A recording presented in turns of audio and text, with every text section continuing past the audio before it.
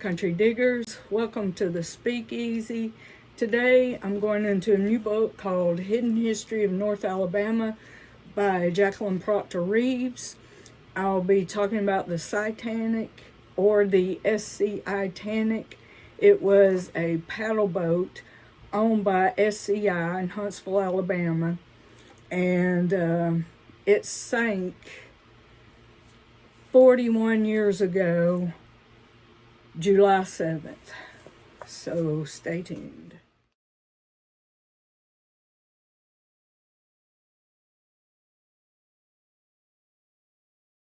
Right, the SCI-TANIC or the Scitanic, I will call it SCI-TANIC. As you can tell, it got its name from the Titanic. And just about everything with the Titanic name in it has gone the way of the Titanic. And it's kind of cursed, I think. I don't understand it, but it feels cursed.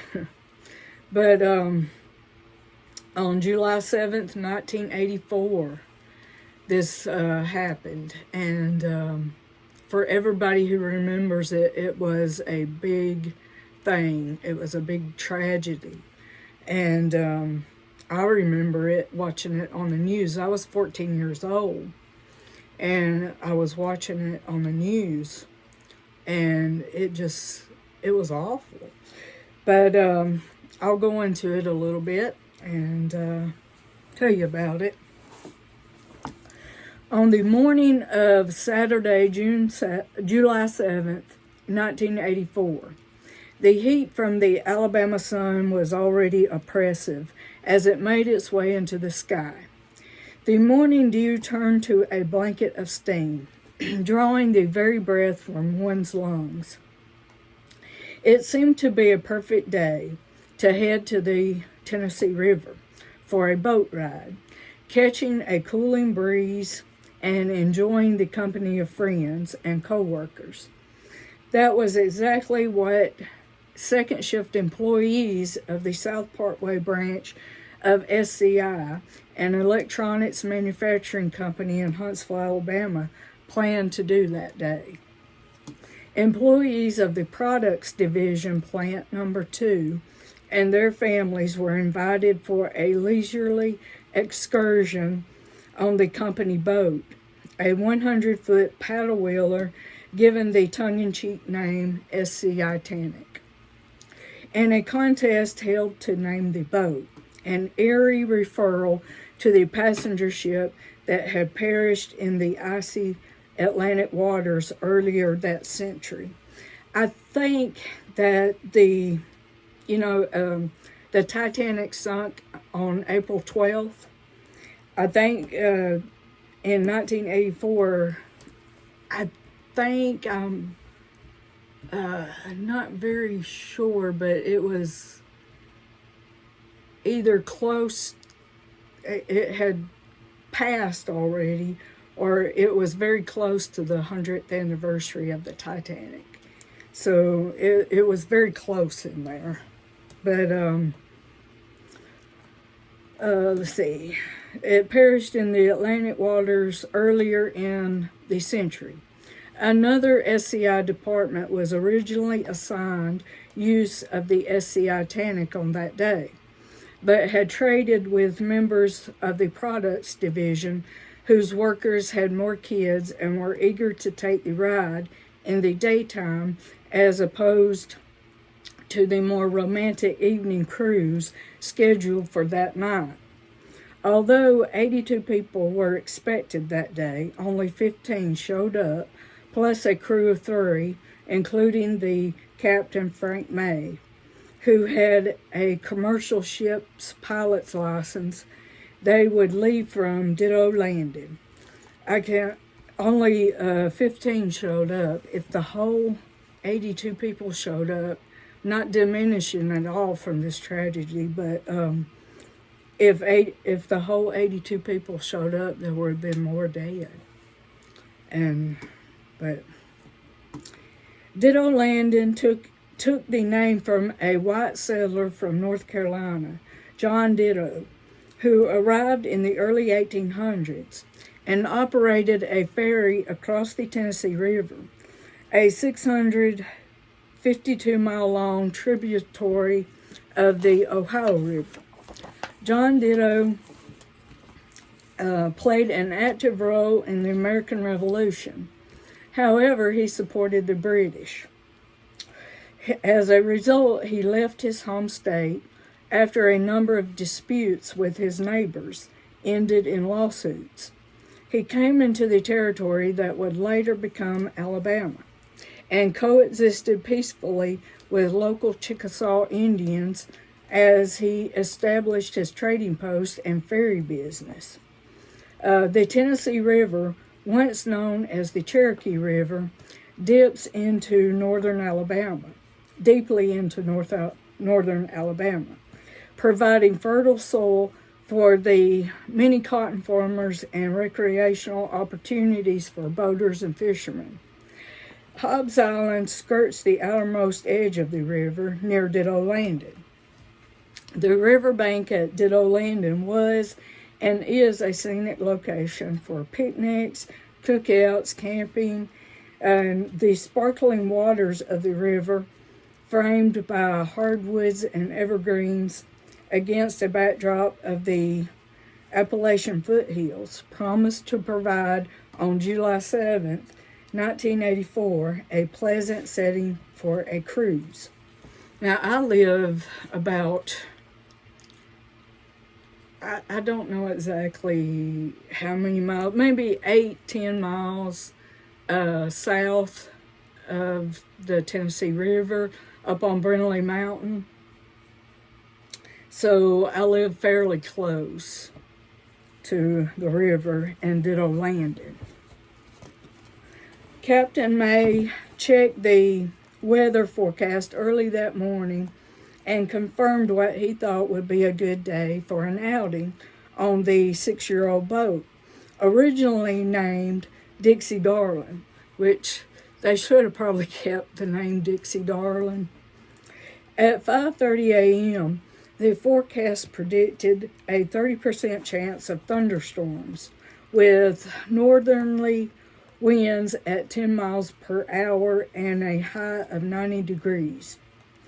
By 9:30 a.m., when the passengers were beginning to assemble at Ditto Landing to board the SICTANIC, the forecast had changed slightly. The radar indicated a band of storms moving from the southeast into North Alabama. All was well. Guests eagerly anticipated the trip, and there were smiles all around when the boat was launched at about 10 a.m. Soon clouds began to gather in the sky. Captain May spotted a lightning strike in the distance. It was just after 11 a.m., and the captain turned up the volume on the NOAA weather radio in time to hear that there was a severe thunderstorm warning issued for Madison and Morgan counties. May turned the boat around and announced that they would be returning to Ditto Landing. Suddenly the rains came, carried by 70-mile-per-hour winds, and began to fall in torrents. The passengers rushed into the cover of the salon as the visibility through the curtain of rain dropped from 7 miles down to 3 miles. Only 3 minutes had passed since the warning on the weather station. Crew member Marlena Cressy asked if any of the passengers wanted a life preserver. Some said they did and quickly strapped them on. The sky darkened ominously, and within only a few minutes, the visibility dropped again to 3/4 of a mile. Still, the captain and crew remained calm. The boat was made to withstand 100-mile-per-hour winds and had made excursions nearly every day since it was purchased by SCI 18 months earlier. The SICTANIC was now headed into the wind. The sky was black, and the noise from the driving wind was deafening. Captain May had the boat less than 1 mile away from the marina when he felt something slam into the side. He was knocked violently to the floor, but managed to grab the radio microphone and key it. "Mayday," he shouted, and suddenly he was underwater. The passengers lost their footing as the ship began to topple over. Crew members shouted, grab a life jacket, come to the high side," in an effort to redistribute the weight and keep the ship afloat. Marlena Cressy didn't have time to shout the orders again. She wondered for a split second if she should jump into the water. The rail of the ship was coming fast over her head, as if the whole ship was spinning around her. She struggled to open the salon door, but it was sealed shut by the relentless wind. There was no way to get to the high side. Everyone around her was screaming. One woman reached for her husband as he was pulled away, downward into the rushing water. A man in a small boat had passed the SICTANIC just a few miles before. He too was caught by surprise in the thunderstorm. His boat was tossed about like a toy and slammed into the trees lining the shore. As he struggled to gain control, he managed to look over his left shoulder as the SICTANIC rose up in the water, paused for only a moment, and rolled to starboard. In just a second, it was completely capsized. There was chaos and confusion as the passengers, now trapped in the salon underwater, tried to get out.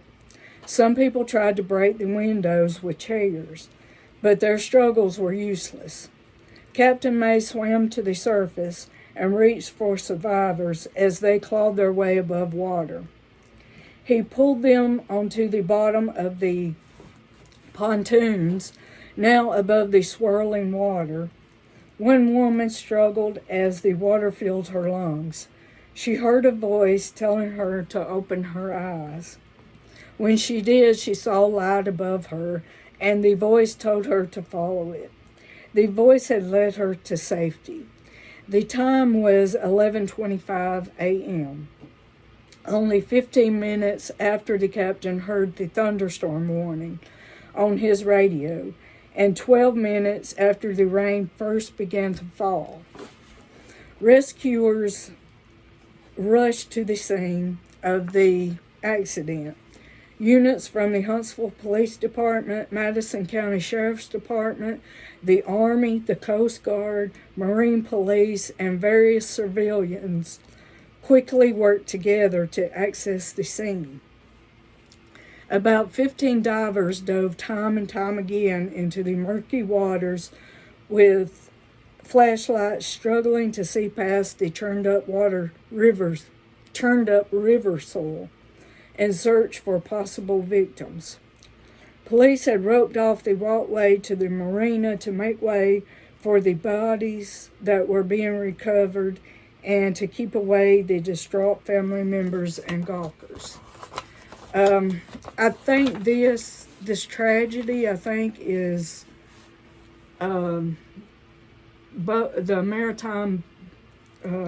the biggest maritime boat tragedy in Alabama's modern times, I think, and still is, I think.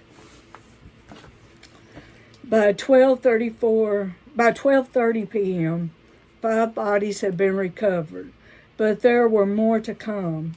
One woman was told not to give up hope that her husband had survived, but she had seen a stretcher with a body on it, partially covered with a sheet. She recognized her husband's boot. She knew. The weather continued to hamper recovery efforts. More than 1 inch of rain fell over the course of a few hours. and marble-sized hail was reported in Tony, Alabama at 2:15 p.m. Lightning strikes blew out transformers and knocked down power lines, leaving many homes without power for some time. 2 storms moved through quickly, followed by 2 more. Only 4 passengers and 3 members of the crew survived the accident. Finally, the bodies of the 11 remaining passengers were recovered. All had been trapped in the salon. The leisurely 2-hour excursion had turned into the deadliest boating accident in the recorded history of Alabama's inland waters. Days later, the crew of a helicopter flying over the area reviewed the extensive damage the weather had caused to the area near Ditto Landing. 3 trees Ditto Landing. Trees were gnarled, twisted, and snapped. Buildings were destroyed, and several around the area had burned to the ground, possibly due to lightning strikes. These storms had left their mark on Huntsville and Madison County, but it was nothing like the tolls taken from the families of the victims of the Scitanic. Their lives would never be the same. 4 members of one family had died, leaving a 15-year-old as the sole survivor because he had been out of the country. Another family lost 3 members. Their enormous grief was shared by the entire city of Huntsville. But along with the grief came the questions of how and why. It wasn't long until people began to point fingers of blame, and within days the litigators and lawsuits began to line up. The overturned Scitanic was pulled from its watery grave and taken to Florence by a salvage company. An investigation was launched to determine the cause of the accident and assign blame. Tests were made to determine the center of gravity and other possible causes of the capsizing. The immediate explanation seemed to be the freakish weather. It was not a tornado, as some had suggested, although the winds were measured at 71 miles per hour. Hurricane winds were defined as 74 miles an hour. Per hour, 74 miles per hour and higher. But soon another explanation was offered. Until that time, most people had never heard the term microburst. But now it was used to describe the cause of the accident. A sudden downward gust of wind coming from the southeast had hit the broadside of the boat and in essence shoved it over. According to the findings issued by the Coast Guard study, the microburst phenomenon was first identified in 1978 to describe extreme types of wind shear that involves a narrow, downward, and rapidly approaching column of air. Captain May and SCI systems were cleared of any wrongdoing in the deaths of 11 people. The lawsuits continued, however, and while one claim was settled out of court rather quickly, it took years to settle the remaining cases. Litigants asked for total amounts of $130 million and claimed that there should have been a capsize plan for the safety of the passengers. One suit claimed that the boat was essentially a top-heavy mobile home on pontoons. On May 19, 1987, nearly 3 years after the Scitanic tragedy, newspapers announced that the last of the lawsuits had finally been settled out of court. So, there you go, microburst. I don't think the captain was, for me, my opinion, the captain was not responsible for a microburst weather. Okay? But yeah, I didn't know any of the people on the Scitanic, but I was 14 years old, and I was going through emotional stuff, like all teenagers, and I felt it.